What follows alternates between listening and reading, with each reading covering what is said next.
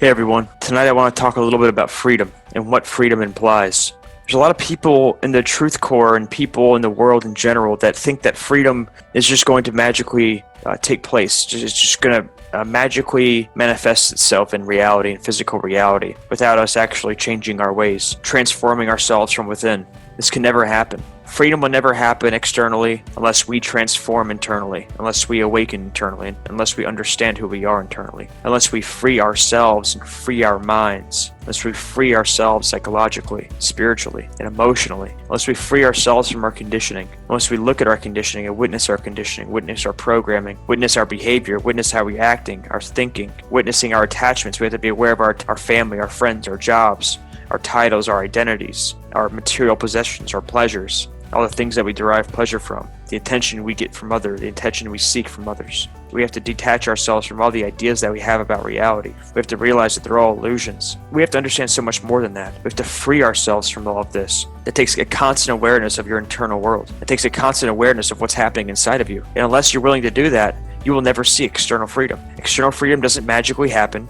It doesn't magically materialize because you voted for a master, because you voted for a president, because you voted for a politician, because you voted for anybody. It doesn't magically materialize because you think it will, because you think you are free. No, freedom implies action. It implies you're taking constant action to heal yourself and the planet and all of life, to establish balance within and then without, outside of you. And obviously there is no such thing as external and internal, it's all one. External freedom can never happen unless internal freedom is established first. Never. Also, as long as you attach yourself to an idea of freedom mentally, psychologically, as long as you attach yourself to an image that you hold about freedom, as long as you think that freedom is going to happen at some future date, some future time, you're dead wrong. It's a lethal fallacy. It'll never happen. Freedom happens right now. It is established right now in every single moment. I am free. And if you are not free, you have to face the fact that you are a slave. You have to face the fact that you've been a slave to certain dynamics, your thoughts, your governors, your politicians, your inner world. Most importantly, you are a slave to yourself. You are a slave to your desires.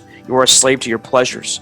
You are a slave to your suffering. You are a slave to your kids, your partners, your wives, your girlfriends, your boyfriends, your schools, your teachers. You are a slave to your religions, your belief systems. You are a slave to your job, to your pets, those you think you take care of, those you support, and those you are supported by. You are a slave to your parents, priests, to your presidents, politicians, to the police officers. You are a slave to all of this unless you understand that, unless you face that fact. You have to face that fact. Then the shift occurs. Through facing the fact of what is, then the shift occurs in consciousness. Then the solution appears, and now you're ready. Free yourself. You free yourself by facing the fact, not by running from it, not by running from the fact, not by escaping from the truth. You go through the truth of what is. You face the truth, and out blossoms the answer to your problem. Within the problem lies the solution. It's not outside the problem. It's not in that drink you're about to drink. It's not in that food you're about to eat. It's not in that sex you're about to have.